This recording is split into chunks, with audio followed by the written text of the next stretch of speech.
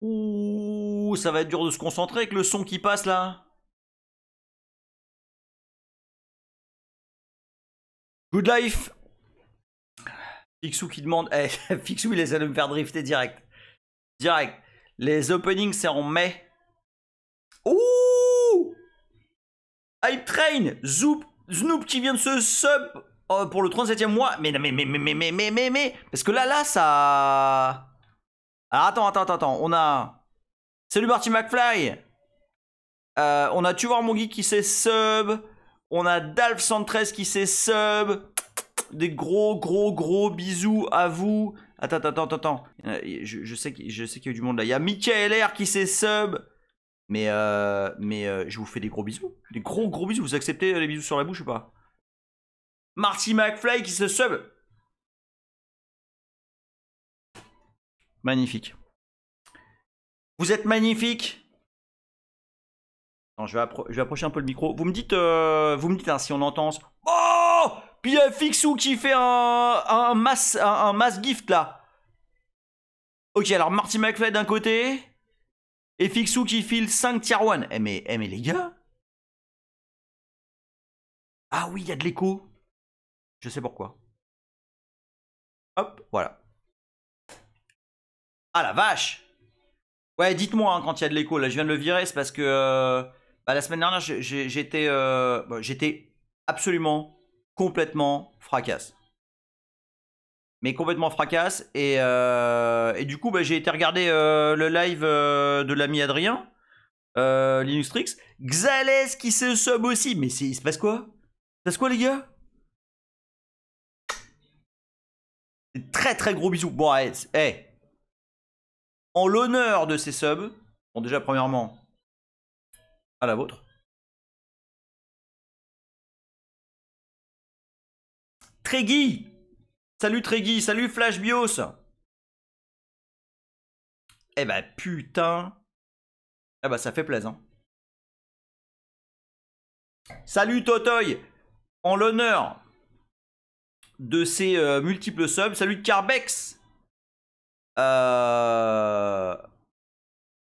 Normalement il y a du lourd. Non, il y a du lourd, il y a du GDB sur du kernel. Il y a de la lecture de registre, il y a de l'implémentation de drivers from scratch, enfin. Cette semaine a été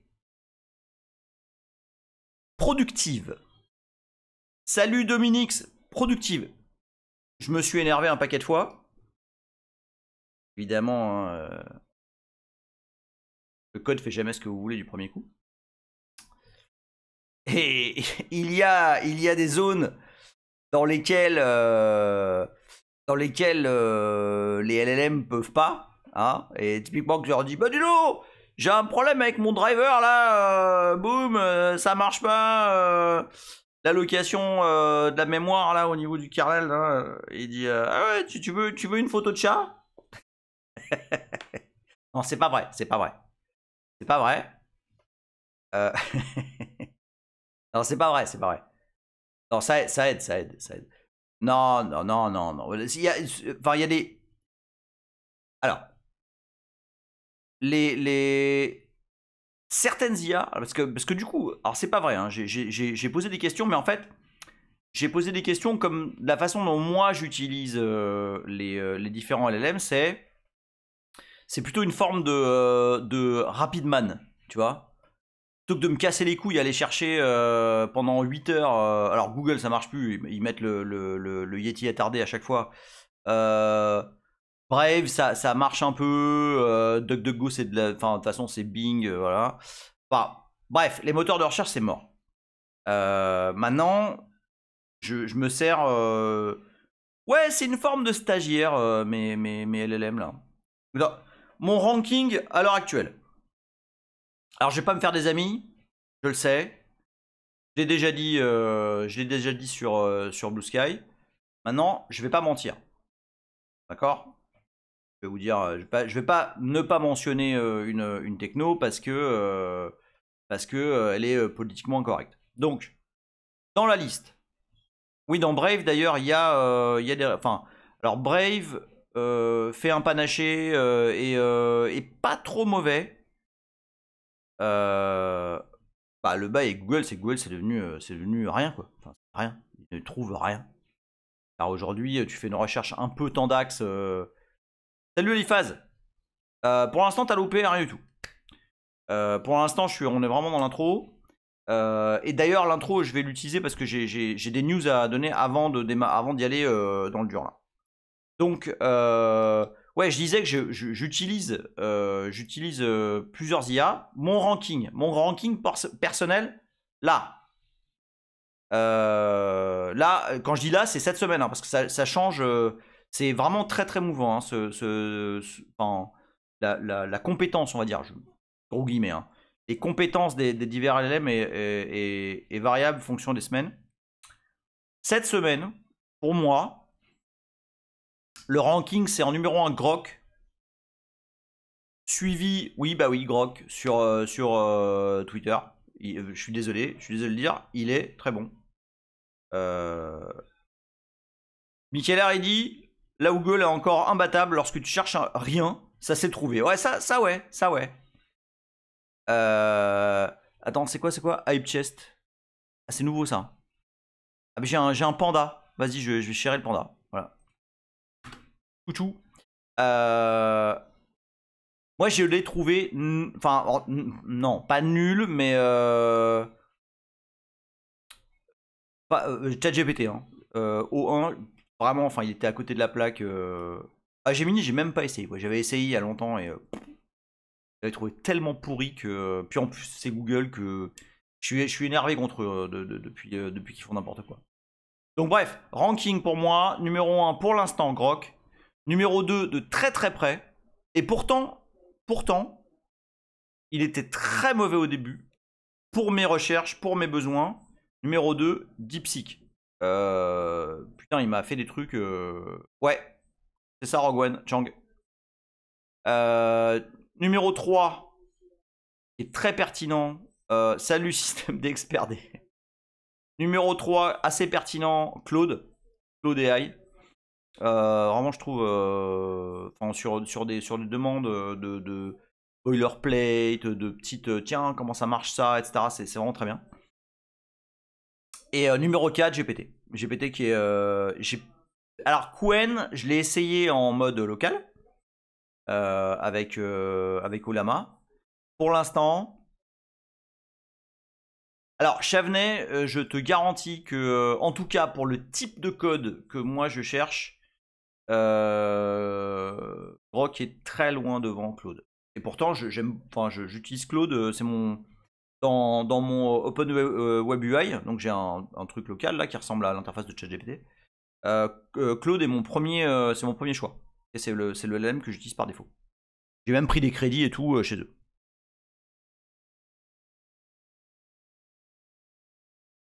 Alors, oui, il y a des voix de radio. Je sais pas si c'est assez fort, c'est pas assez fort.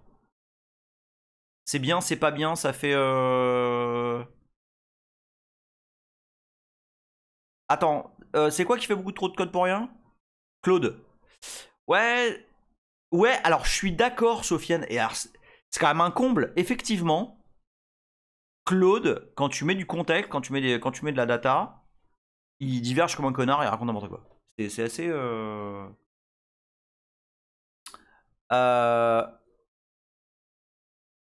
Kevin, il dit mets un petit son plutôt que les voix. Non, mais bah, c'est pas moi qui mets, hein, c'est une radio derrière. C'est Mambo Radio et je peux pas gérer la radio et GDB, c'est pas possible. Alors, les news. Il y a des news. Et je voulais vous en parler avant qu'on démarre les choses sérieuses. Parce que, alors pour moi, c'est un très très, pour moi, c'est un très très gros événement. Et si vous avez, enfin si vous êtes, et il y a beaucoup d'anciens là sur le canal. Alors je ne sais pas si je vous avais dit. Ah non, papa, ça va pas exister. Ah non.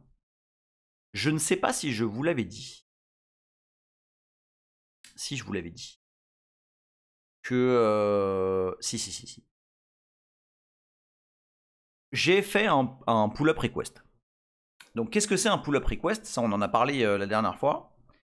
Un pull-up request, c'est tu prends une feature de ton kernel current et tu demandes à l'inclure dans la version stable actuelle de l'OS. Ça existe, on en a parlé longuement la dernière fois, ça existe dans tous les kernels, dans tous les OS du monde. Enfin, Windows, j'en sais rien, peut-être. Je m'en fous. Et donc, sans les nommer, Corben et Niels, voilà, comme ça ils passent inaperçus, m'ont demandé, m'ont dit, bah, vas-y, fais une tentative de pull-up du boot PVH.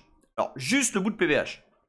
Ok, pas tout le reste, pas les trucs de perf et tout, juste boot PVH pour pouvoir donc booter le kernel NetBSD directement avec QEMU. Et donc je l'ai fait.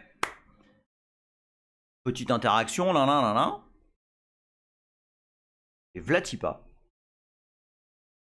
Attends, ouais. J'ai tellement d'onglets ouverts, enfin sur le live, c'est très très compliqué maintenant. Hein. Je vous le dis, j'avais un deuxième browser exprès pour le live. Que je vais te répondre, je vais te répondre à Kevin parce que c'est important. Tiens, hop, voilà. Mais non mais j'ai fait celui-là. Je l'ai pas déjà ouvert. Et si je l'avais ouvert, putain, tellement le bordel ici. Hop, voilà. Alors, attends, je vous montre. Bam. Ici, hop. On va se mettre, voilà, hop, Firefox.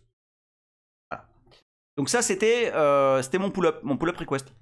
Donc voilà, voilà, je vous propose d'inclure le boot PVH, machin, dans NetBSD 10. C'est très, faut que ce soit très formel parce que ça déconne pas. Hein. Tu demandes à inclure dans la branche stable de l'OS, donc NetBSD 10 en l'occurrence là, une feature qui n'était pas là. Normalement, les features ne sont pas inclus, modulo si c'est des bug fix ou des trucs vraiment, enfin qui vont rien péter quoi. Et après quelques interactions,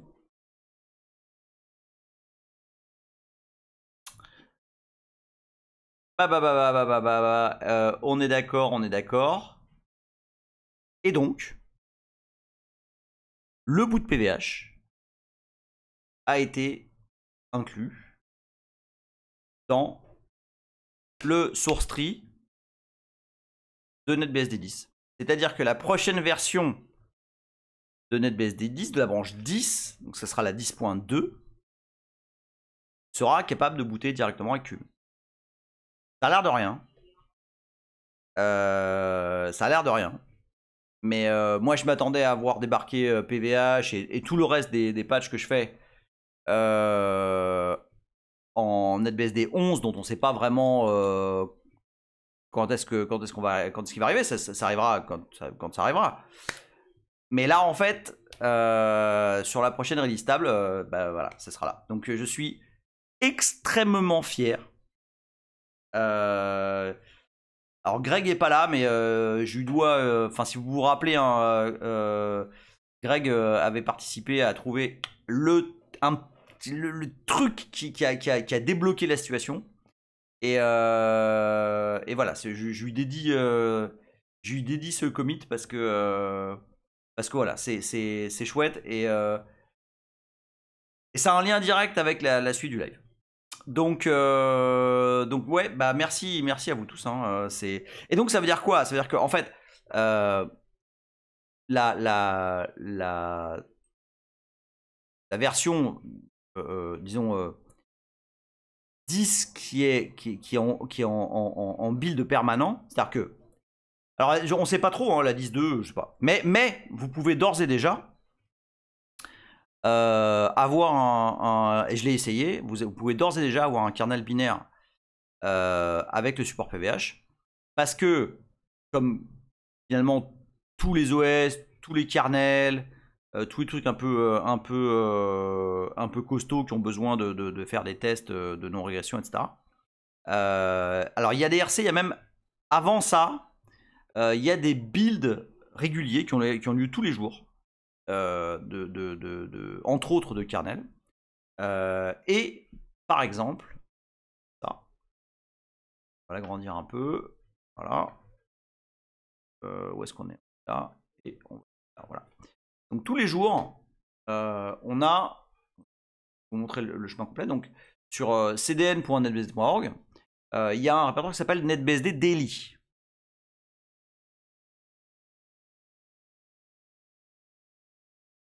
Et NetBSD Daily, comme son nom l'indique, c'est la version de NetBSD qui est compilée tous les jours. Et dans NetBSD Daily, donc, on a une branche NetBSD 10, okay, qui est buildée. Voilà, la dernière occurrence, ça a été le 2 avril, aujourd'hui. Et là, on va trouver, donc si je vais dans le latest, okay, latest, ça va être probablement ça, là, du 25.03.03. Hop. Et on va avoir, alors je pense que ça va être dans Changes 10.2, hein, c'est les changements qui ont eu lieu. Et on a effectivement, hop, AMD 64, add PVH boot capability, blablabla, blablabla, par un certain Emile. Et par conséquent, ça veut dire que le kernel qu'il y a là-dedans, le kernel qu'il y a dans AMD 64 binary kernel, celui-là, là, le générique, il s'est booté maintenant en PVH. Je sais pas si vous... Enfin, il y en a plusieurs parmi vous, enfin une bonne partie qui était là quand on a débarré tout ce bordel. Voir apparaître, et c'est pas un poisson d'avril, non, c'est vraiment pas un poisson d'avril. Ah oui, c'est vrai que ça a été généré le 1er avril, mais pourtant c'est... moi je l'avais vu la semaine dernière, donc... mais voir que le kernel officiel, générique, embarque cette feature, bah ça me... Ouais, c'est un gros accomplissement, ouais. C'est un gros... Alors il y a plein de choses encore, hein. Enfin là j'ai un backlog, laisse tomber. J'ai tellement de patchs à pousser que je... Bon, et puis il y a des gens qui m'en remettent, on va voir ça dans quelques instants. Salut Arnaud existe. Et donc voilà, mais au moins la feature la plus importante c'était celle-là. La feature la plus importante c'était de pouvoir démarrer ce kernel sans avoir le BIOS, sans avoir machin, et de démarrer direct, rapide sur un kernel via QEMU ou via d'ailleurs Firecracker. Et voilà, ça marche. Donc c'est un vrai kiff. Voilà, c'est un vrai kiff. Voilà pour ça. Bon, maintenant, alors je vous ai dit, il y a beaucoup de patchs qui sont en cours de gestation, qui sont en cours de test, qui sont en cours de review, ça touche à plein de choses différentes. Et alors je vous ai parlé très souvent sur ce canal. Alors c'est pas du tout là ce que je vais vous dire, c'est pas du tout NetBSD centrique, au contraire. C'est très large.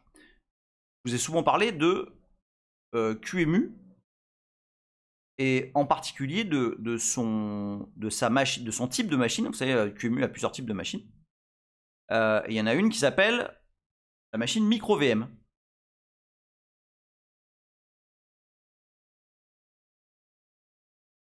La machine QEMU micro VM,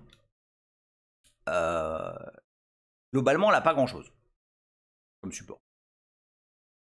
La machine QEMU micro VM, elle n'a même pas de PCI. Du coup, c'est compliqué. C'est compliqué, c'est pas compliqué, mais il y a très peu de matériel supporté. Alors, Sofiane, j'admire l'effort d'essayer de me faire drifter, mais voilà, c'est assez grossier, tu vois ce que je veux dire. Donc,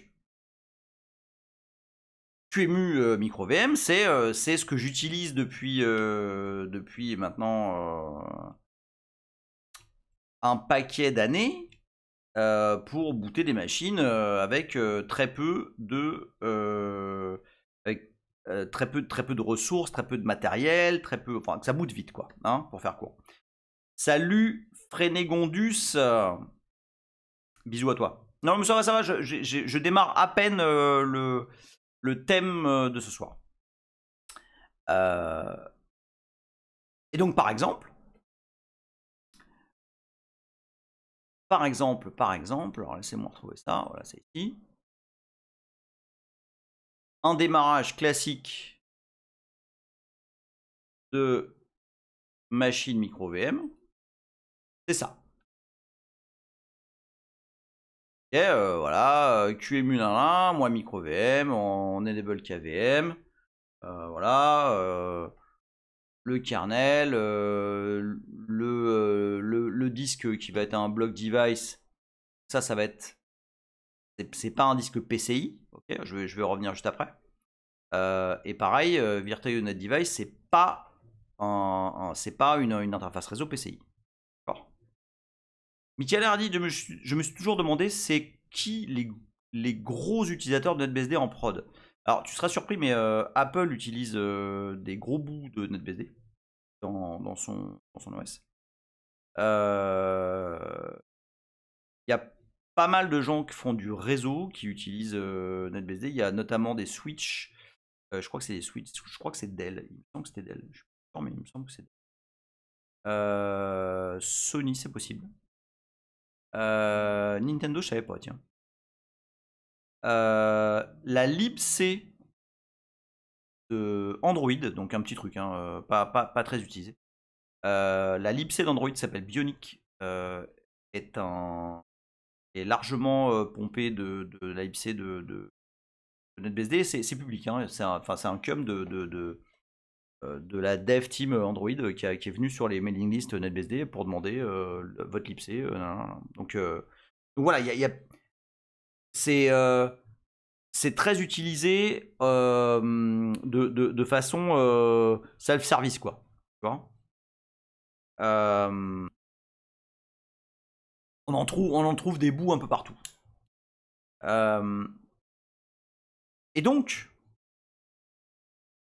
cette machine, ce type de machine là, micro VM, alors c'est maintenant qu'il va falloir s'accrocher un petit peu, ok? On va commencer à rentrer un petit peu dans le dur. J'ai déjà parlé du début là dont je vais vous parler. Cette micro VM, au lieu d'utiliser un bus PCI, alors au lieu d'utiliser l'émulation d'une carte PCI, utilise une technique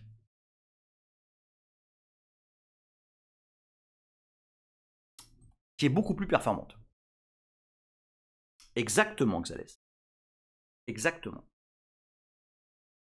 Lorsqu'on s'adresse à un device, attention, je rigole plus là, hein. Vous allez voir. Lorsque on s'adresse à un device, PCI, anciennement ISA, etc. En fait, l'espace d'adressage, parce que qu'est-ce qu'on fait? Hein, le titre du live c'était mais c'est quoi un driver? C'est quoi un driver? Qu'est-ce qu'on fait quand on interagit avec une carte? Qu'est-ce qui se passe?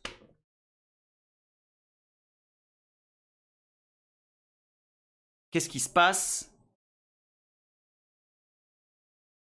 Et ouais, on interagit avec un truc, un hardware. Ouais, c'est ça, on lit, on écrit des registres. Hardware ID sous salle, on fait tout planter. Alors voilà, Xalès, c'est plus. Voilà, ce que dit Xalès est plus précis. On lit et on écrit à des adresses spécifiques. On fait, oui, globalement, on fait des IO, absolument. Triggy dit, tu demandes, s'il vous plaît monsieur le driver, donnez-moi un paquet réseau. Et lui, il s'est demandé à sa carte ou à sa couche réseau en dessous si je l'ai vu. Donc, comment ça se passe ça en général? Comment ça se passe? C'est que l'espace d'adressage de la carte, par exemple, qui est un espace d'adressage à elle, hein, ok, qui est sur une plage, il va être mappé, okay, un pour un, à l'espace d'adressage du noyau. Oh là là, oh là là, oh là là, oh là là, oh là là, oh là là. Attendez. Lorsque... Salut Manon. Lorsque le noyau démarre, quel qu'il soit, hein, je ne parle pas du noyau Linux, ni du noyau de BSD, ni du noyau Free, enfin tous, en tout cas, tout noyau qui se respecte. Un des premiers trucs qu'il fait, c'est basculer en mode protégé. Et en particulier, un autre truc qu'il fait en mode protégé, c'est mettre en place la mémoire virtuelle. C'est-à-dire un espace d'adressage à lui, ok, où il y a toutes ses datas, ses variables, machin, enfin, vraiment son espace d'adressage à lui. D'accord, on n'est plus en train de jouer avec des adresses physiques de la barrette de mémoire, ok. Tout ça est mappé dans un espace d'adressage qui s'appelle la mémoire virtuelle. On a souvent parlé de ça. Ça impliquait Monique et Memu, ok, si vous vous rappelez. Mais globalement, il s'agit de traduire un espace d'adressage virtuel qui est utilisé par, alors là en l'occurrence pour le kernel, vers, non alors c'est pas du malloc non plus, Sofiane. Sofiane, si tu sais pas les trucs, il faut pas les dire. Toi, ça, comme ça tu... Alors pareil, malloc je vais pas l'expliquer maintenant. Là je vais suivre mon... Je suis mon stream là. Donc, je disais que le kernel a un espace d'adressage virtuel à lui, okay, il met en place très rapidement lors du boot, lors de son démarrage. Hein. Ah non, ça va pas... Ouais, voilà, exactement. Manon, je vais te donner l'op. Je sais plus comment on fait, mais je vais te la donner. On ne drifte pas SVP, ne lancez pas des mots comme ça au hasard. Merci Manon. Ah oh, merde, pub. Oh putain.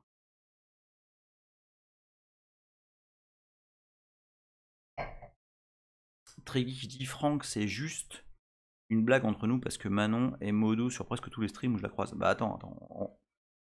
On va arranger ça, Et, bah du coup, ouais. Faut qu'il me dise quand c'est fini la pub. Alors attends, comment ça marche déjà? Ah, est-ce que je sais sur IRC, mais... Attends, bouge pas. Est-ce qu'il y a moyen de cliquer sur des gens? Oui. Ah tiens. Non. Ben non, je vais pas la ban, hein, au contraire. Mode. Oh putain, il y a des boutons partout ici. Voilà. Hop, voilà. Manon et hop. Ah, slash hop. Ok. Ah bah, c'est parce que t'es hop, voilà. Facile.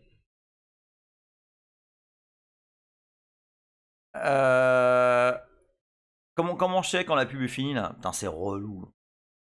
Non, en plus, c'est pas pour les 30 balles ou 40 balles que ça me ramène. Je te jure. Bon. Alors en plus, c'est rigolo là. Mémoire virtuelle et tout. Je pense que... Ah mais du coup, il voit pas Vince. Est-ce qu'il voit le chat? Ah, la pub est finie. Nice. Ok. Donc, Lateralus, c'est une bonne situation ça, streamer BSD? Alors pas du tout. Pas du tout. Tu peux pas du tout vivre de ça, mais alors même pas un peu.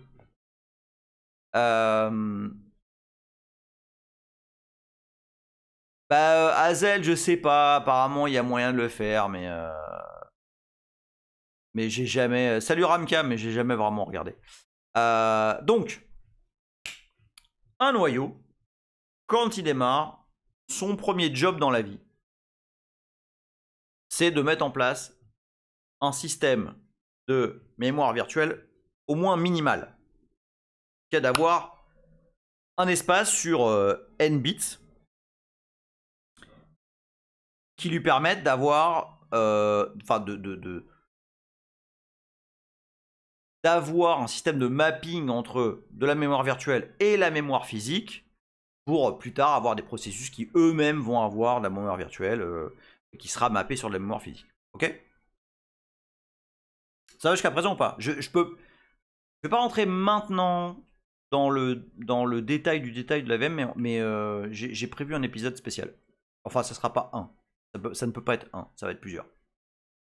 Mais c'est prévu. Est-ce que pour l'instant tout le monde est avec moi? Vous allez voir que c'est complètement lié avec ce qui se passe plus tard. Salut Sam, son of Satan. Ok, bon. Donc, le kernel démarre. Et il met en place un espace d'adressage virtuel qui lui appartient. Ok, c'est le sien. Et là, il se passe un truc. En fait, pour pouvoir accéder, parce que tout à l'heure, avant de passer en mode protégé, on avait accès à toute la mémoire physique, mais aussi aux adresses spéciales du matériel. D'accord? Mais maintenant, pour rendre les choses plus faciles, oui, Xalès, on faisait des pics et des pocs, oui, tout à fait. On va mapper les adresses des devices dans l'espace d'adressage virtuel, donc, du noyau. Ok? C'est pas de la mémoire, mais on s'en fout parce qu'on a plein de place. Ok?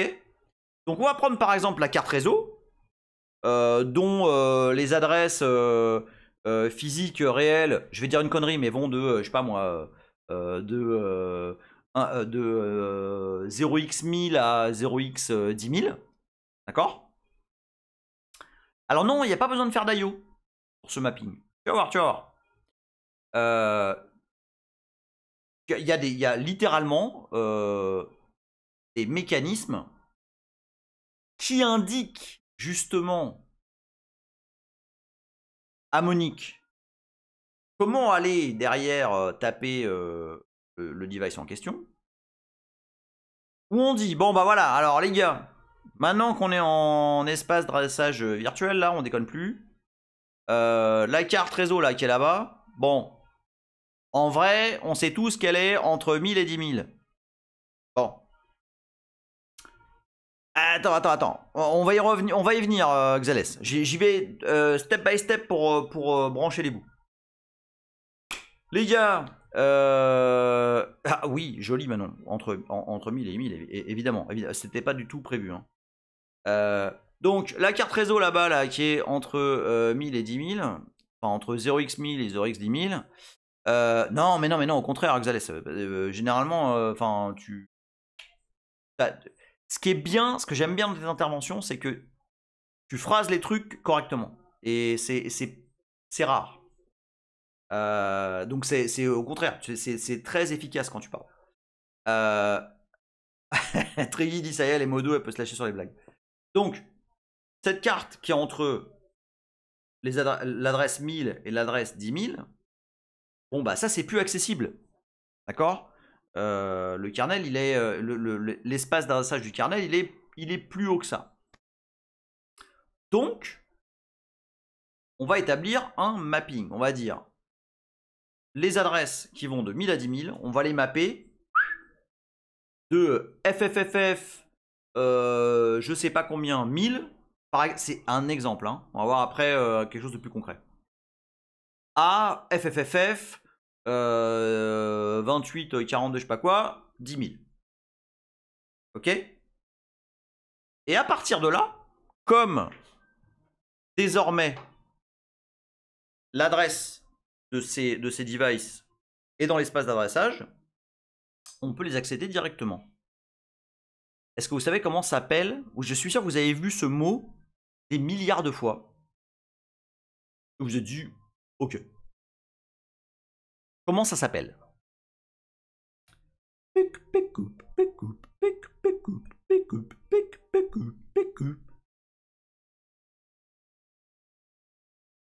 Je fais assez bien... Non, c'est pas un mmap. Je fais assez bien la musique d'attente de Pyramide. Absolument, Arnaud existe. DMA pour... Ce qui est finalement assez logique. Direct Memory Access. Tout à fait. C'est exactement ça. Et donc en fait, ce mapping permet d'aller taper le matos qui est quelque part dans la machine. Je regarde en bas parce que la machine est en bas.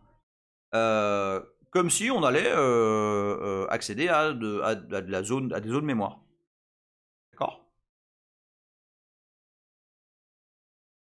Ah ouais, mais on n'est pas rentré dans le détail hardware.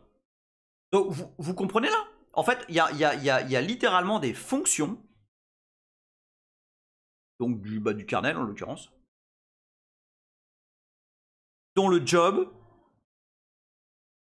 est de faire un mapping de l'adresse du matos vers l'adresse dans le kernel.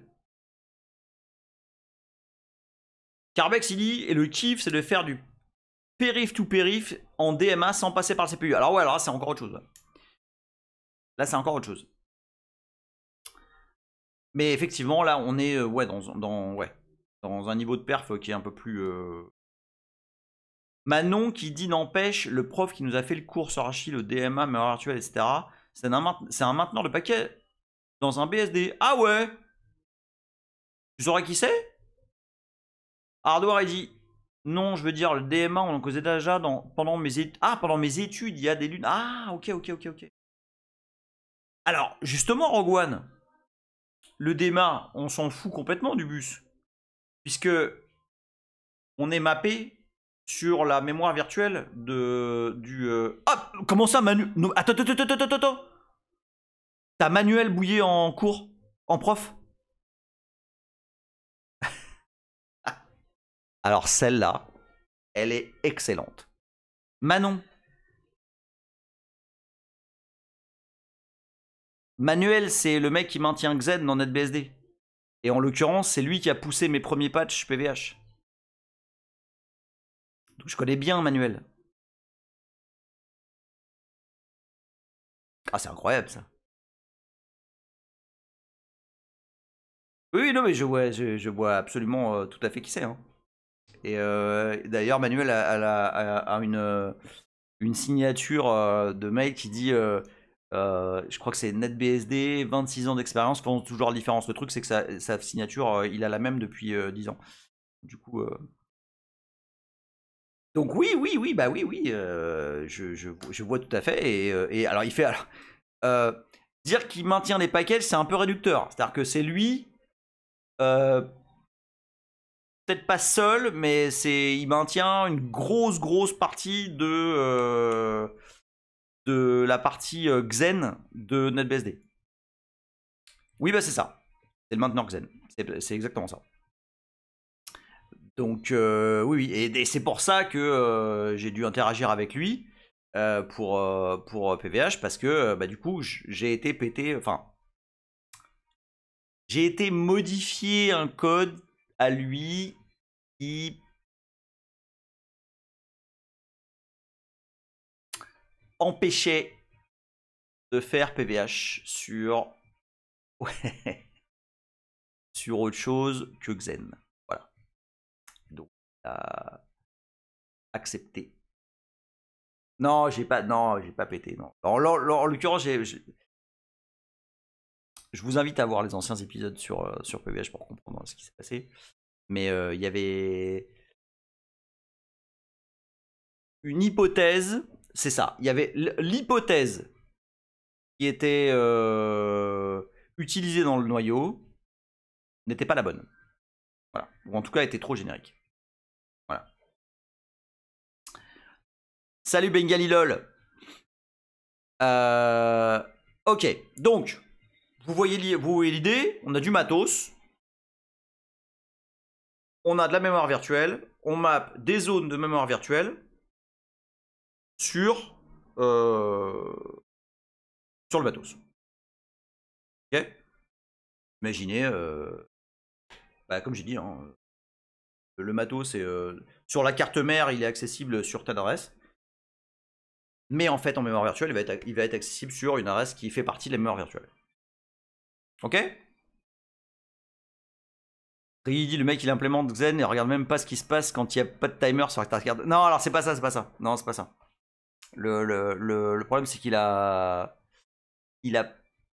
présumé de l'endroit où se trouvait une structure et en fait dans le cas de QEMU et en fait la doc de Xen n'enforce pas la présence de cette, enfin l'endroit, l'adresse de cette structure en mémoire. Bref, tout ça on en a déjà parlé. Donc, c'est très bien. C'est très bien. C'est le DMA. Oui, c'est celui-là. Le DMA, c'est ça que ça fait. Et du coup, c'est très pratique parce que ça permet d'accéder au matos comme finalement une bête zone mémoire. Ok? Vous me suivez? Ça va jusqu'à présent ou pas? Matos. Mapping sur l'espace kernel. Le kernel a le droit d'y aller. Fin de l'histoire. Ok? Ah, les petits bruits de verre. Hop. Est-ce que tout le monde est avec moi? Salut 0x5642, t'as raté un petit bout là qui était important. Corben! Corben, il est sur un truc cool aussi là. Ok, j'étais en deux mots, j'étais en train d'expliquer ce que c'était le DMA. Alors, ça n'a absolument rien à voir avec le DMA des disques IDE. Bah, si. En soi, si. Là, je me suis dit, prochain rallye, je prends Manon en copilote. Alors. Ok, je continue parce que sinon... 0x5642, en 2-2. En 2-2, lorsque on a du matos, je vais résumer. Donc, dans notre PC, dans notre machine, dans notre whatever machine d'ailleurs, je dis PC c'est peut-être autre chose, on a des cartes qui ont des adresses physiques. Ok, lorsqu'on démarre la machine, c'est des adresses physiques. Okay. Et lorsque le kernel démarre, il va mapper ces adresses physiques, donc vraiment les adresses réelles des devices dans la machine, à l'intérieur de la machine, dans des espaces d'adressage, dans l'espace d'adressage du noyau. Salut Nidouille! Ok, de façon à pouvoir les accéder. Et on appelle ça du DMA, on appelle ça du Direct Memory Access. Ok? C'est littéralement un mapping. Hein. C'est hop, je prends cet espace d'adressage matériel et je le map dans l'espace d'adressage du noyau. Ok, de façon à pouvoir accéder au matos. D'accord? Alors, c'est pas mal. Salut Lapin Féroce. Je t'avais pas vu. C'est pas mal. Par contre, alors Rogue One dit l'adresse change à chaque démarrage. Oui, enfin l'adresse virtuelle change à chaque démarrage. Parce que l'adresse physique change pas, forcément. Hein. Le matos, il a l'adresse en question et fin d'histoire. Hein. Ok ou pas?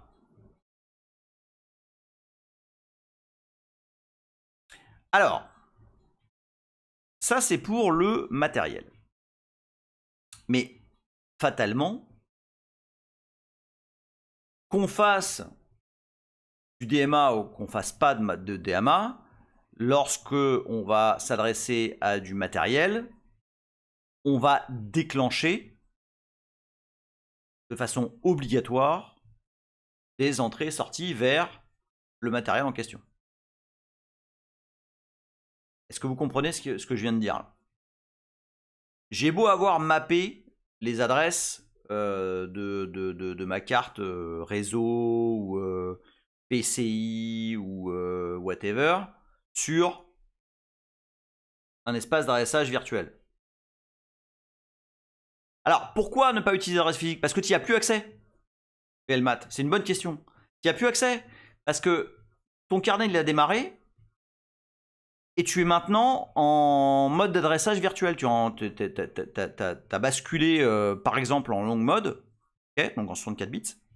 Et ton kernel a son propre espace d'adressage et il n'a plus le droit d'aller taper dans les barrettes directement.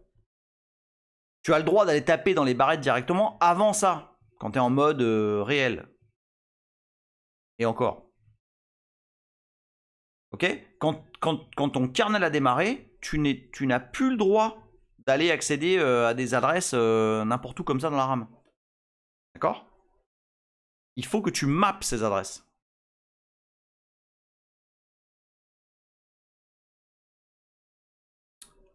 Alors non, Nidouille, c'est pas. Nidou demande est-ce que c'est ça qui fait que la gestion des cartes réseau sous Linux avec les noms qui changent? Non, non, non, non, non, non. Non, non, non, non. C'est vraiment juste la façon dont le noyau va interagir avec le matos. C'est tout. Et t'as raison, Arnaud existe, sinon ça s'appelle MS-DOS. Ok. Donc, mais même si on a justement ce mapping, d'accord, entre des cartes, quelles qu'elles soient, et le kernel, et l'espace kernel. Bon, il va quand même falloir faire un IO. Il va quand même falloir basculer et demander à une interruption, ouais, machin, moi je veux accéder à tel... Salut Rabbit! Je veux accéder à telle adresse, machin, pour lire tel registre, etc. etc. Ok? C'est lourd. C'est très lourd comme opération. En IO. Et ça demande une opération du CPU qui va basculer dans un mode, il va se faire interrompre, il va appeler une fonction spéciale qui sait comment aller choper des trucs sur la carte. C'est lourd. Et en particulier, lorsqu'on est... Attention, là, il y a la charnière. Lorsqu'on est dans une machine virtuelle, disons, accélérée, enfin, c'est pas disons, c'est une machine virtuelle accélérée, bah, tu vas être obligé de sortir du mode disons, hardware accéléré. Tu vas devoir sortir là, donc faire ce qu'on appelle un VM exit pour aller faire un IO. Ou en tout cas, demander la fonction qui va faire l'IO. Donc c'est extrêmement lourd. En termes de CPU, de lourdeur CPU, c'est très lourd. Ok? Ça va ou pas tout le monde là? Ah, bien sûr qu'il y a le code source. Bah, c'est le code source de ton hyperviseur. Hein.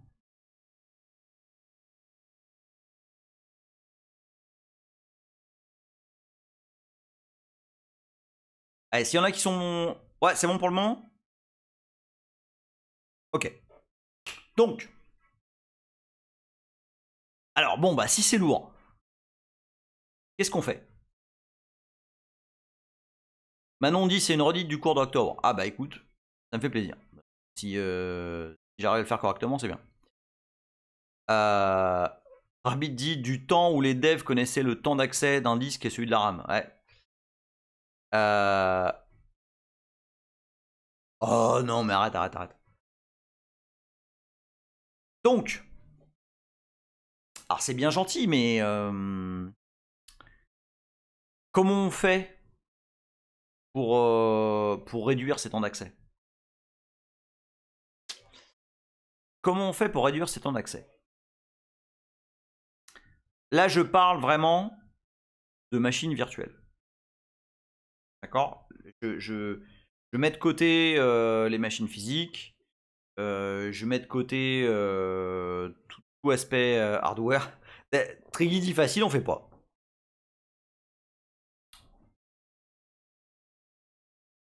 Lorsqu'on boot une machine virtuelle, et que par exemple, la Terlus dit on met un driver, bah c'est pareil, hein, mais non, mais enfin le driver il va faire quoi? Le driver, justement, le driver ce qu'il va faire c'est interroger le bus DMA du hardware en question, qui lui va aller faire trigger un VM exit de la machine virtuelle pour aller faire l'IO et puis répondre, enfin voilà, ça va être très lourd. Bien ouais, Michael R. C'est tout à fait ça.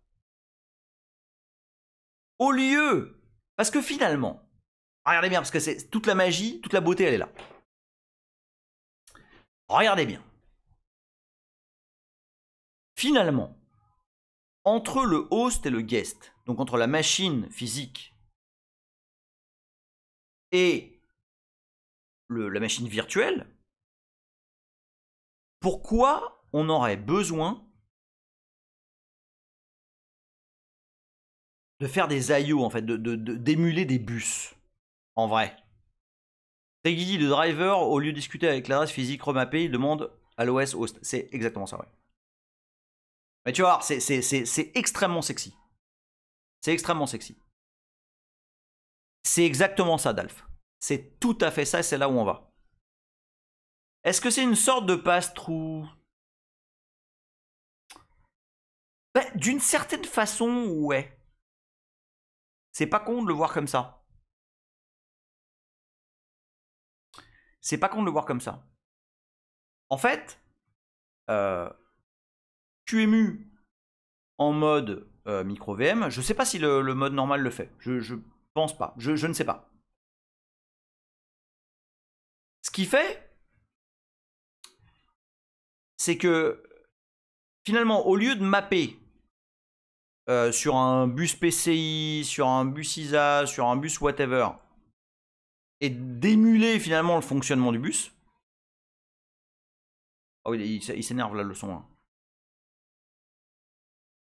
Ça tabasse pas trop là dans le live parce que il y a quelqu'un qui a pris un cacheton là. Là ça est... on y va plus fort là. Donc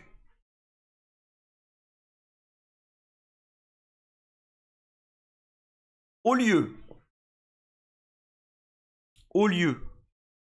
de mapper une adresse de matériel, je vais baisser le son de mon côté parce que ça me dérange.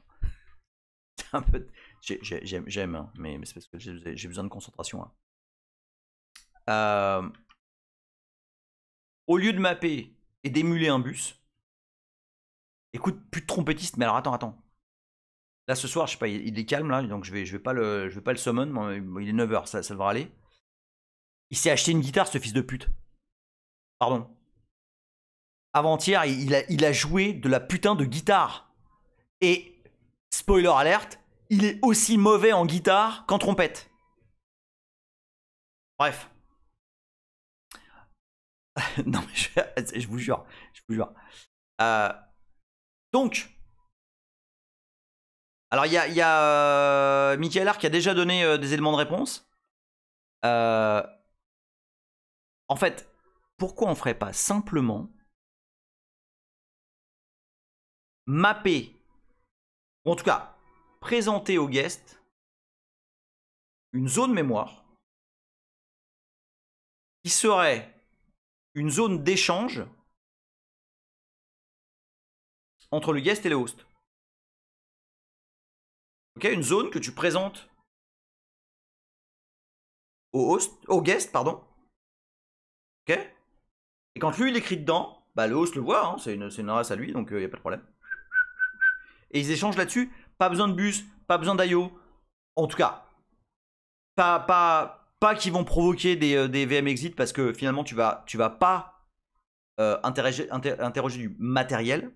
Tu vas juste interroger une zone mémoire qui est mappée entre le guest et le host, mais qui est directement accessible. Est-ce que ça compute? Je vais vous montrer en vrai ce que ça fait.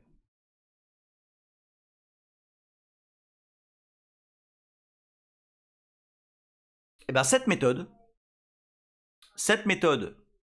d'échange de données entre le host et le guest, simplement en mettant en place un espace de mémoire partagé entre les deux, parce que c'est la même machine à la fin, bah c'est Virtio, et en particulier une fonctionnalité qui s'appelle MMIO, pour Memory Mapping IO, j'imagine, entre le host et le guest. Et du coup, ça fait quoi? Bah, ça fait que c'est un driver, mais c'est pratiquement pas un driver. Qu'est-ce qu'il dit, Michael R? Ah, attends, je vais aller voir le lien quand même.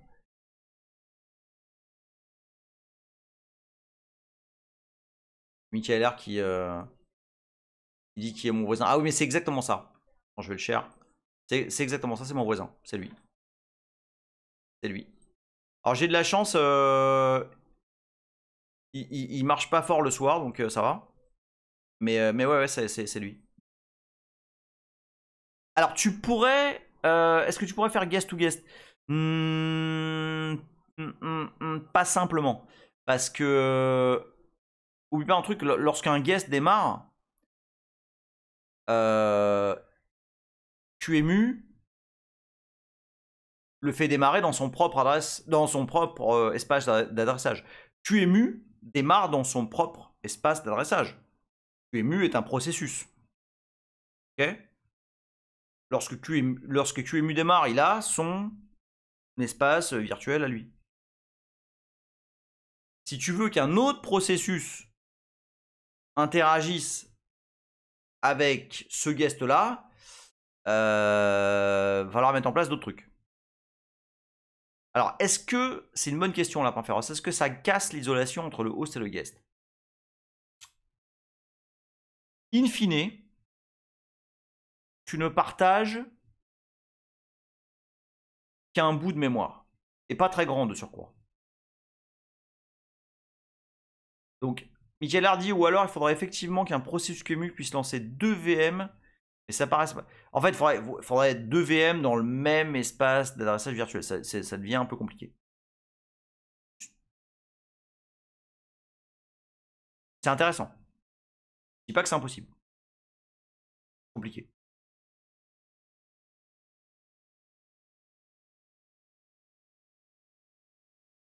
Alors,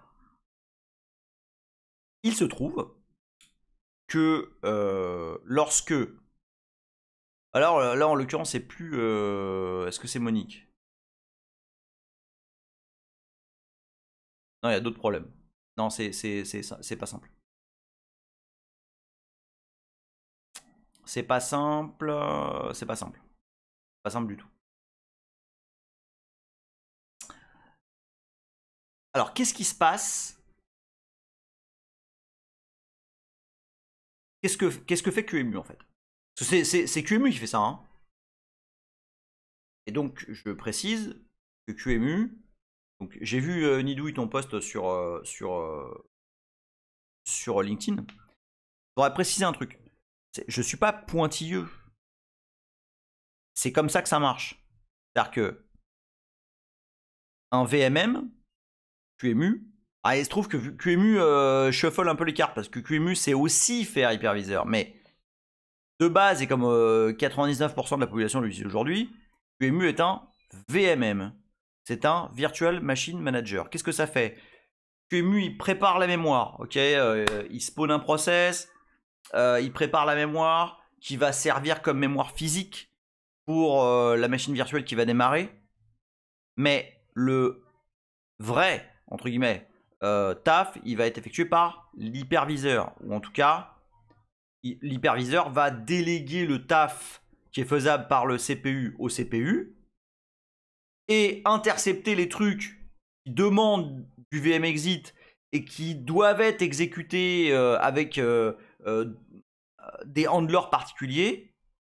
Et c'est là où justement la consommation est plus élevée. Et c'est ça qu'on veut éviter en fait. On veut éviter le VM exit. On veut éviter l'accès IO. On veut éviter le trigger du matériel. Je fais des pauses pour être sûr que vous êtes tous en ligne parce que c'est pas forcément super trivial, mais toute la beauté elle est là. Nidou il dit c'était le souci de nommage du mot où le mot hyperviseur est un abus de langage. C'est totalement un abus de langage. Je pensais que solution de virtualisation est une bonne idée. Ouais, oui, non, c'est bien. Ah, c'est pas con ça, Michael R. Ouais, c'est bien dit ça. Le VM exit est à la Virtus que le swap est à la RAM. Alors bon, c'est quand même pas aussi violent, mais effectivement, tu VM exit de ta machine virtuelle. C'est-à-dire tu arrêtes d'utiliser les capacités immédiates de ton CPU. Parce que la virtualisation... Enfin, je vais vous dire un truc, j'espère que je ne vais pas vous perdre, mais de nos jours, en fait, la virtualisation n'existe plus. Parce que quand tu bascules sur une machine virtuelle, tout ce que tu fais, c'est que tu bascules de contexte en réalité. Donc en fait, ton CPU continue à bosser comme il bossait avant. Il ne traduit plus les instructions. Par contre, lorsque tu vas provoquer un IO parce que justement tu vas interagir avec une carte quelconque et que tu as besoin de faire un IO, là tu vas faire un VM exit et là ça va te coûter cher. Dalf il dit, mais du coup l'écriture sur cet espace mémoire partagé ne fait pas de VM exit. Exact, parce que c'est un espace de mémoire de la VM, le host sait où il trouve cet espace dans le process QEMU. Oui, absolument. En fait, il y a un mécanisme très très malin où le guest va placer des datas dans cet espace mémoire là et placer un flag qui va dire hey, host, regarde, j'ai mis un truc, check. Et le host va regarder. Alors oui, évidemment, Michael R, ça existe dans le cas où on fait tourner des archis différentes. Et dans ce cas de figure, effectivement, QEMU est un hyperviseur de type 1, je crois. Hein. On rappelle jamais type 1, type 2.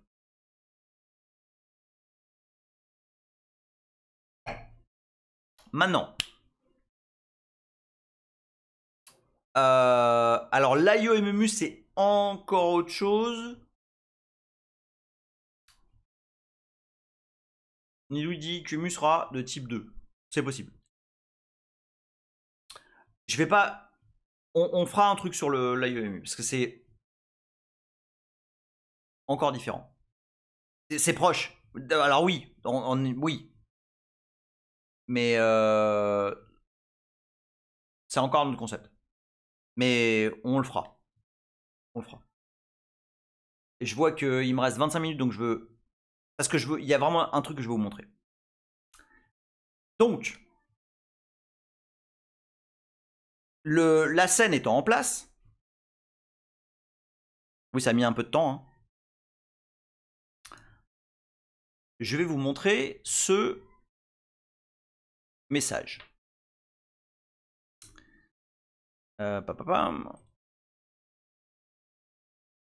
Que c'est ici. Voilà.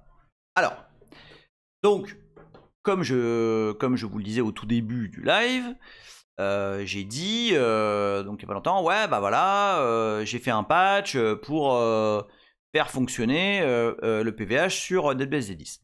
Ok, super, nanana, interaction, hop, il y a un kernel qui est là, à votre dispo, là. Et là, j'ai un certain Sergio Lopez que je connais. Il dit minute since last drift 60 minutes. Salut Roadrunner. Michael Harry dit le top c'est d'avoir aussi du hardware genre carte réseau qui fait directement de la virtual hardware du device. Alors ça, on en reparlera. On en avait parlé un peu déjà de ça, hein, mais effectivement. Donc Sergio Lopez pour votre culture, c'est ni plus ni moins le mec qui est derrière la machine micro VM de QEMU.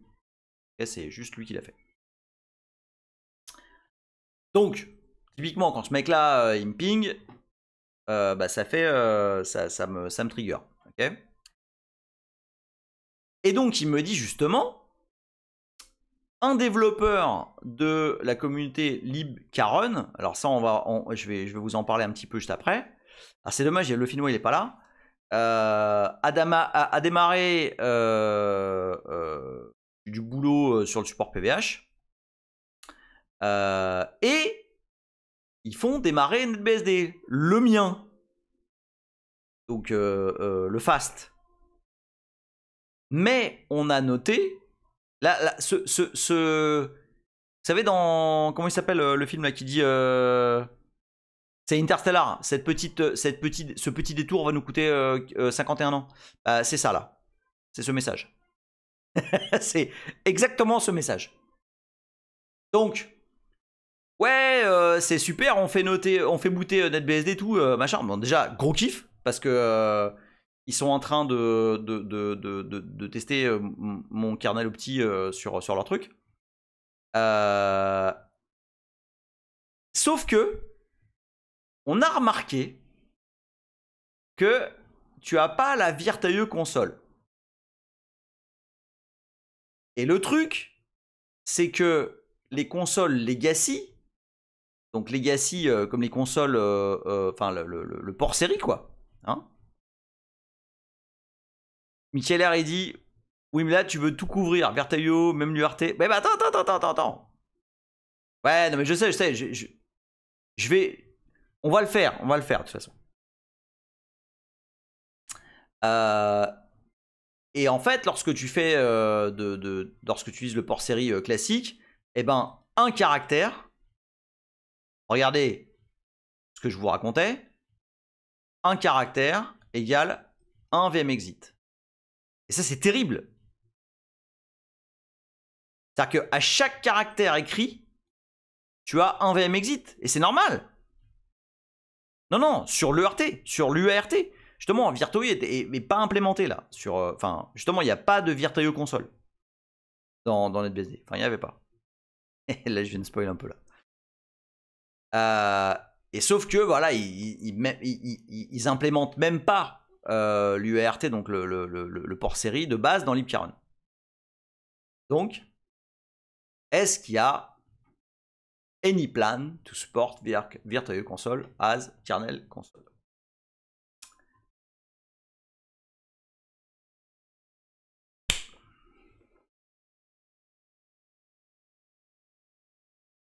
Et là, qu'est-ce qu'il fait, Emile? Emile, il commence à regarder.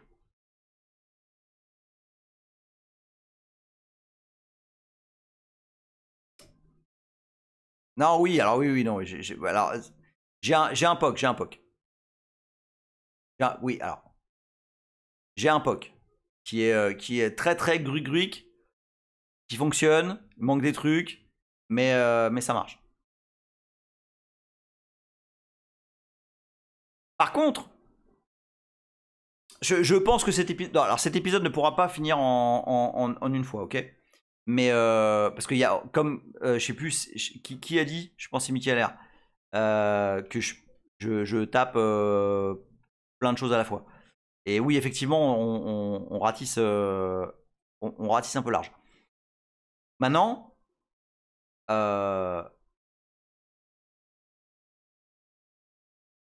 l'idée là, enfin, moi, ce qui m'a intrigué, c'est le libcaron. C'est ça là. Libcaron. Alors, si vous vous souvenez, je sais pas si vous vous souvenez, quand on était à FOSDEM,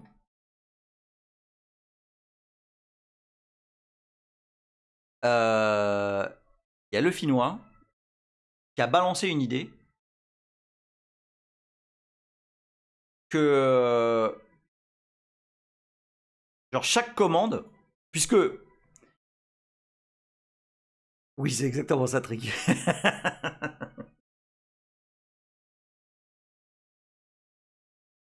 que puisque Small BSD, donc le kernel optimisé NetBSD, est capable de démarrer en quelques millisecondes, finalement, est-ce que c'est pas imaginable d'avoir, enfin de wrapper toutes les commandes, faire un syscall finalement, qui trigger une machine virtuelle. Et j'aime vraiment plus du tout ce mot, hein, enfin cette appellation de machine virtuelle. Hein.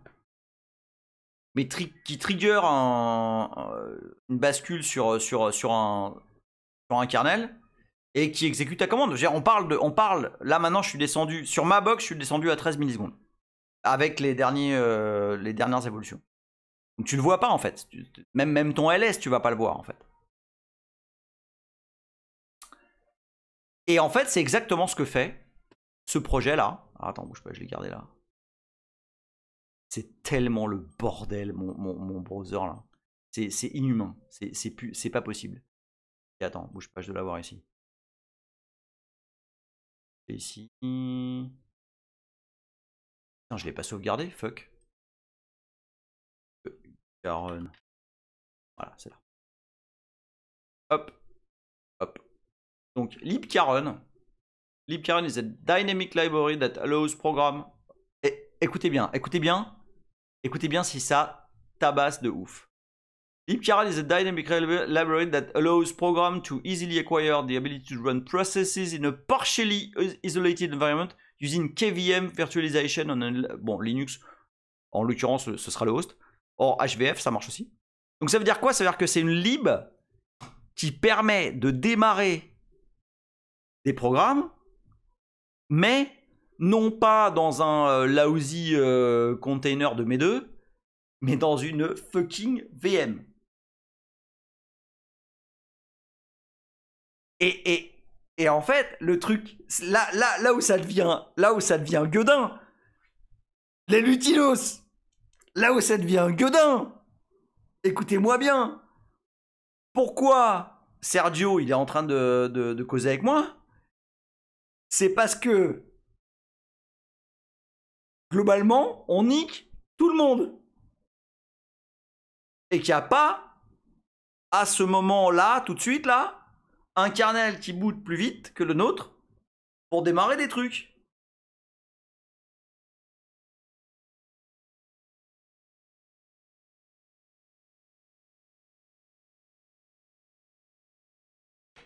Alors, pardon, mais pardon. Alors voilà, je suis un peu, tu vois. Alors du coup, quand il me dit ça,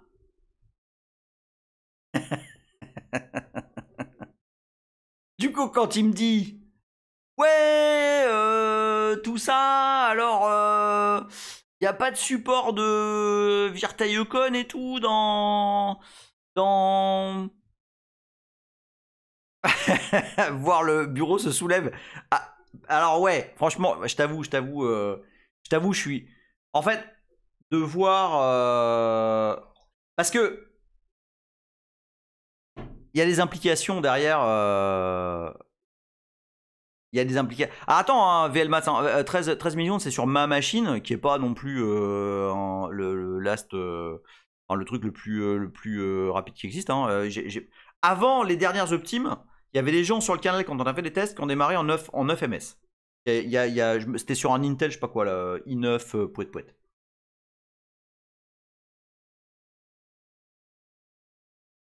Alors attends, parce que le truc, il y a quelque chose derrière. Je sais pas ce qu'il y a, mais il y a un truc derrière. Pourquoi je vous dis ça? C'est parce que Sergio, il est pas juste. C'est pas juste le mec qui a fait la machine micro VM.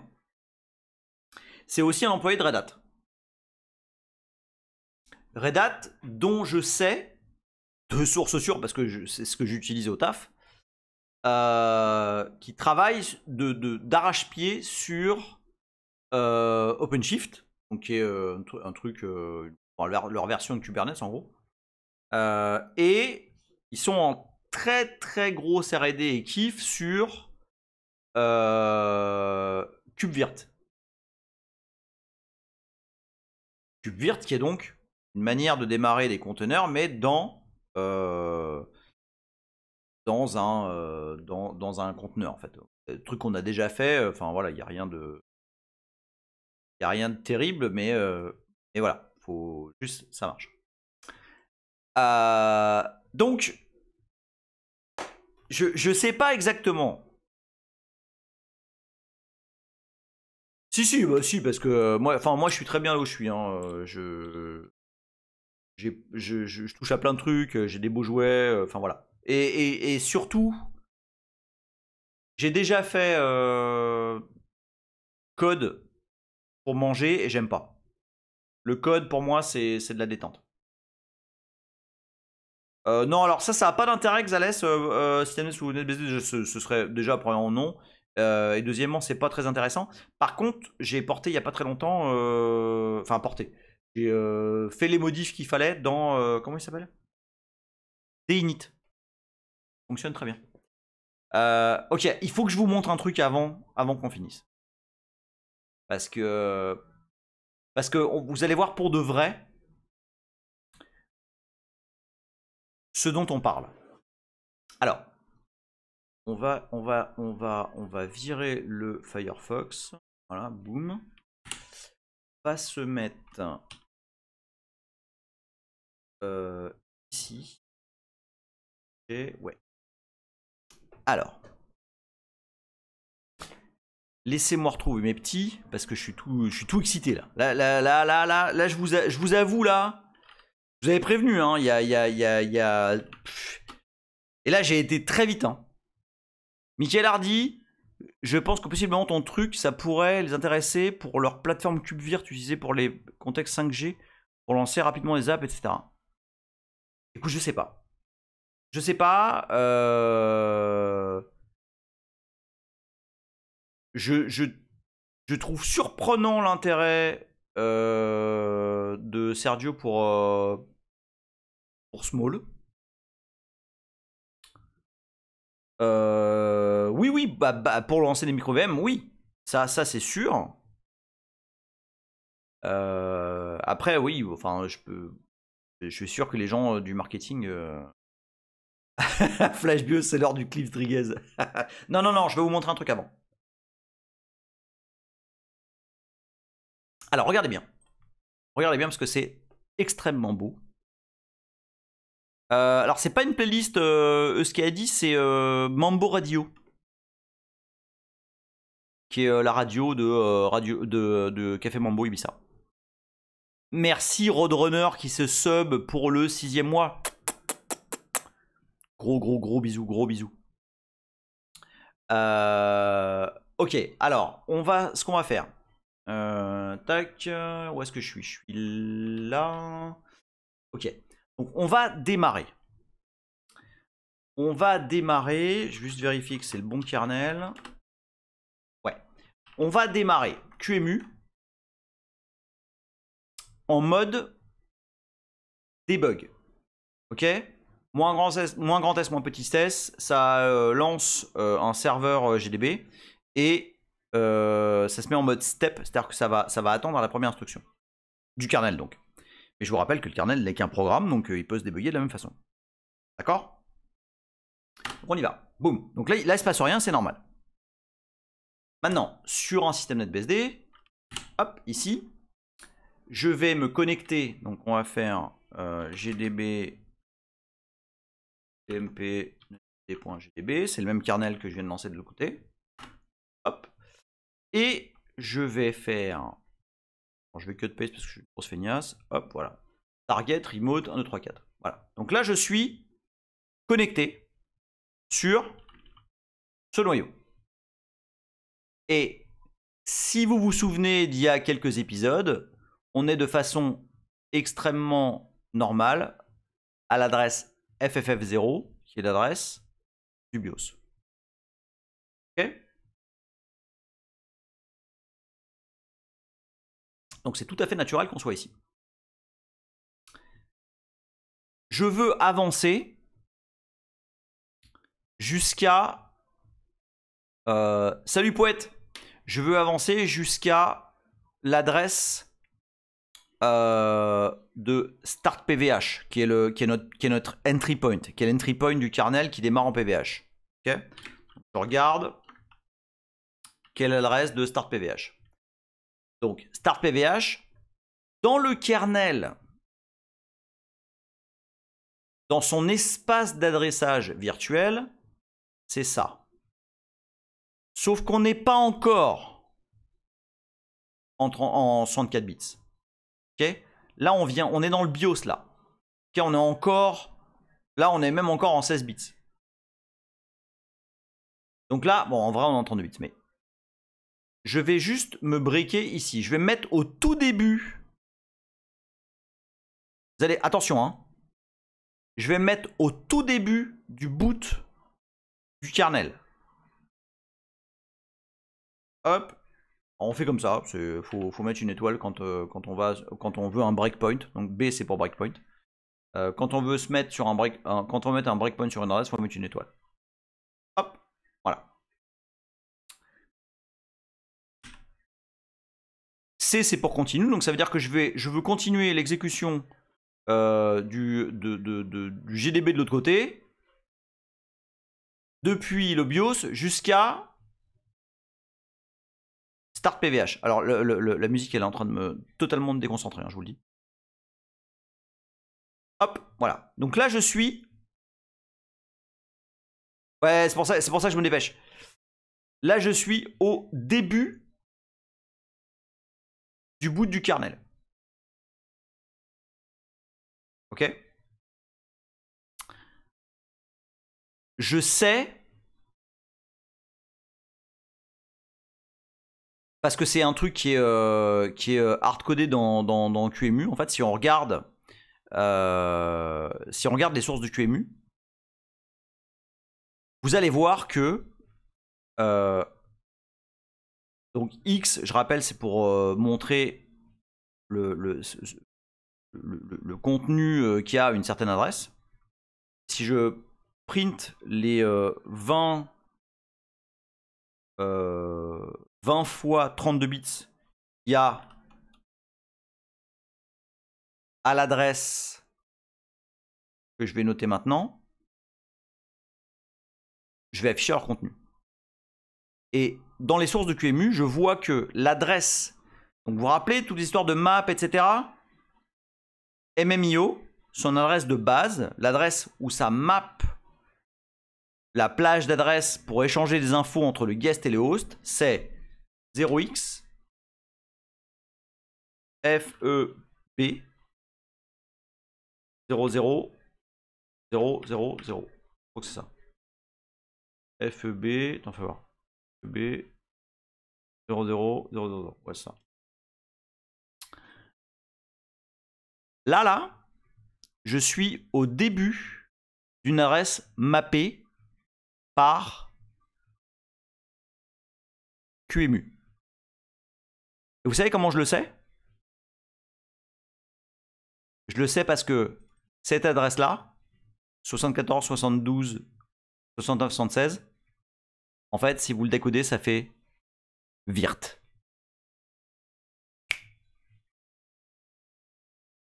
C'est beau ou pas?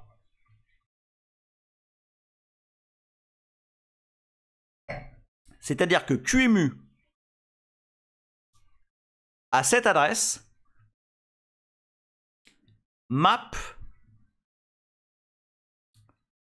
un espace d'adressage qui est MMIO et qui sert à échanger des infos avec la machine qui vient de booter. D'accord? Le 1 qui est là, si vous posez des questions, le 1 qui est là, c'est la version. Et en fait, ça c'est virtio 1, version 1. Mais attendez, il y a mieux.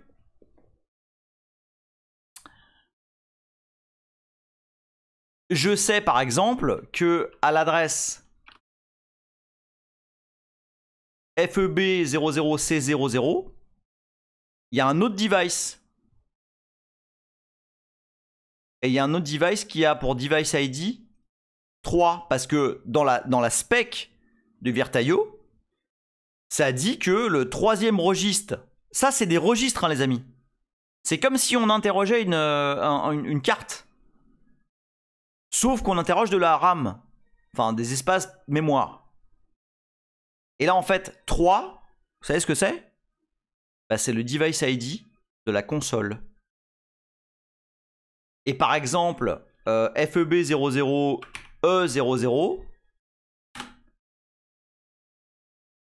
bah, c'est un disque. Oh putain, Léa. Léa qui arrive à 4 minutes de la fin. Léa, putain. Bah non, je vais pas recommencer depuis le début là. En plus là. Manon, t'as lâché l'affaire. Manon, t'as suivi ou pas?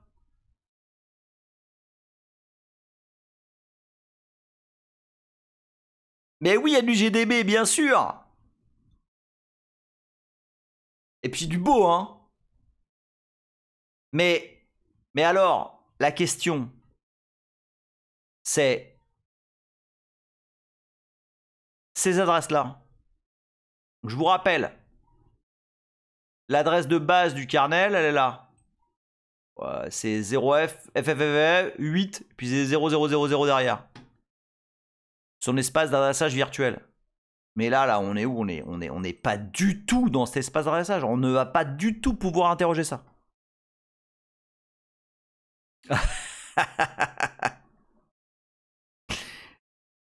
Je peux pas, Léa, je peux pas. Mais alors du coup, parce que regarde, admettons, je me mets... alors attends, on va se mettre un petit peu plus loin. On va se mettre à l'adresse. Donc oui, c'est vrai que j'ai des anti-sèches parce que je connais pas les adresses par cœur. Je vais me mettre au moment où on va passer en long mode. Ok, là je suis encore en 32 bits. Ok, je vais me mettre... Je vais aller... Vous allez voir. Regardez la magie se produire. Regardez la magie. Vous voyez là? Là j'ai des... je suis à des adresses des petites adresses là, tu vois, d'adresses 32 bits quoi. Maintenant regarde. Donc, je vais aller jusque là. Et en fait, si je fais,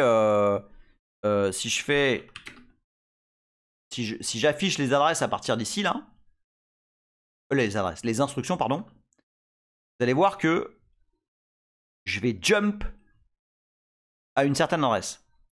En fait, je step une instruction. Regardez bien où je suis. Vous voyez là, ici là, je suis à 000020B machin. D'accord? Vous voyez ou pas? Et là maintenant, je vais jumper. Hop! Je viens de passer en long mode. Oh putain, plus maintenant. Oh non. Bon, vas-y, je vais attendre la fin de la pub. Je peux pas vous laisser là.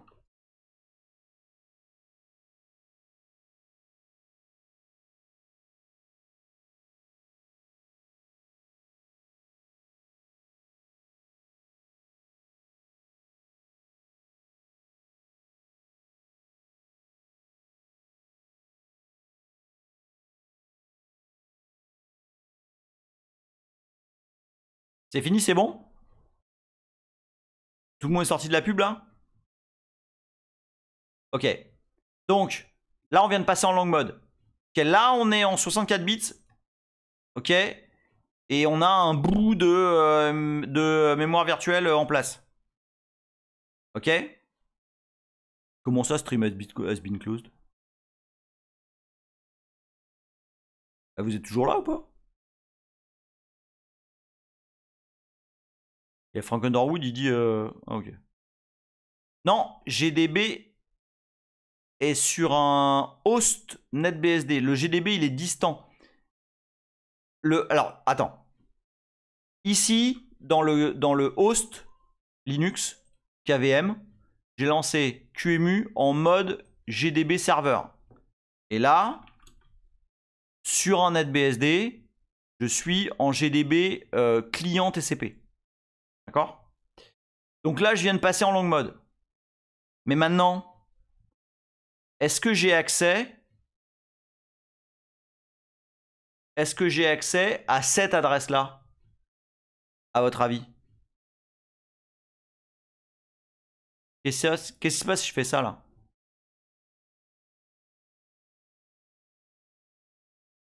Ok, l'adresse c'est FFFFFFF. En gros, on est sur une adresse 64 bits. Et là, ce n'est pas possible. Ça ne va pas être possible avec vos baskets, monsieur. Vous ne pouvez pas rentrer là. Qu'est-ce qu'on fait maintenant? Eh ben maintenant, on se revoit la semaine prochaine.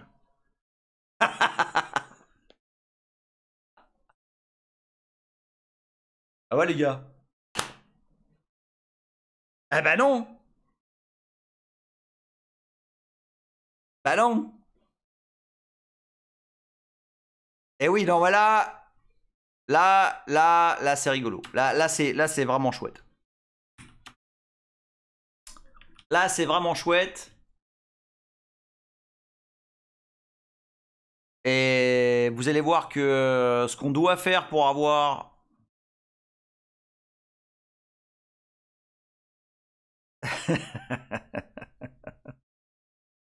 je upload demain matin. Demain matin, je upload. Mais ouais, parce qu'il y, a eu du build-up là. Pour arriver là, il y a tout un tas d'explications de pourquoi, Memio, et voilà. Mesdames, messieurs les Lusinos, je vous fais des gros bisous. Je vais vous envoyer chez Adrien s'il n'a pas fini. Et je vous dis à la semaine prochaine. Pour voir comment on va pouvoir lire ces putains d'adresses. Hein? Des gros bisous! Alors on y va. Red. Adrien, Linux, Trix. Vous lui ferez un bisou pour moi parce que je peux vraiment pas rester. Bisous les tunos. Carbex GSU existe toujours et encore et forever sur IRC. Sur libera.chat. Trigidi, c'était vraiment trop cool, mais tu veux pas lancer un stream demain soir pour la suite plutôt que de nous laisser mariner une semaine? Demain on est quoi? On est jeudi. Ah c'est chaud. C'est chaud. Je vais voir. Bon allez. Gros bisous. Et j'ai dit raid. Oui, pas raid. C'est quoi cette merde là?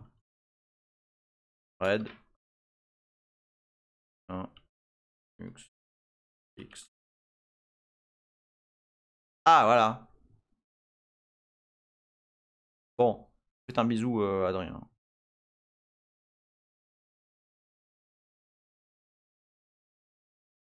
C'est y part.